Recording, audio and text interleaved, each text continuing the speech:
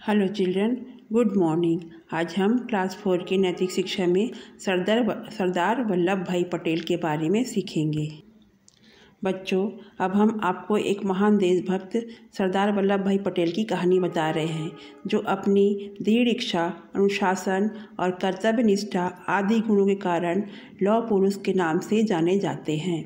उन्होंने हमारे देश की एकता के लिए जो महान कार्य किया, उसके लिए हमारा देश सदैव उसका ऋणी रहेगा। स्वतंत्रता प्राप्ति के उपरांत 2 वर्षों में भी उन्होंने 500 से अधिक रियासतों को भारतीय संघ में सम्मिलित किया था। सरदार वल्लभ भाई पटेल का जन्म 31 अक्टूबर 1875 को गुजरात के करमसद गांव में हुआ था। उनके पिता श्री झवेर भाई एक साधारण किसान थे। वे बड़े देशभक्त, साहसी और पराक्रमी वीर थे।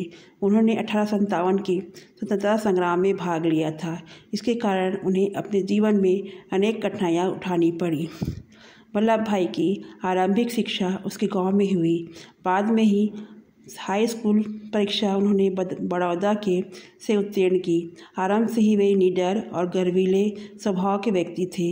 वे कभी भी अन्याय सहन नहीं करते थे और इसके विरुद्ध संघर्ष करते थे। वो अपने स्कूली शिक्षा काल में ही अध्यापकों के अन्यायपूर्ण व्यवहार के लिए उन्हें कई बार उनसे झड़प हुई। एक बार तो उन्हें विद्यालय भी छोड़ना पड़ा। हाई स्कूल पास करने के बाद वल्लभ भाई ने मुख्तारी की परीक्षा पास की और वे बोर्ड सद में वकालत करने लगे।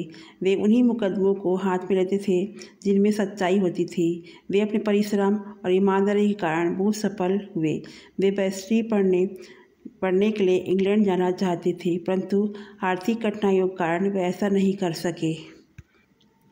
सरदार पटेल को अपने जीवन में कई बार जेल जाना पड़ा। सन 1932 में उन्होंने 2 वर्ष का कठोर कारावास भोगा। सन 1942 में उसे 3 वर्ष के कारागार की सजा दी गई।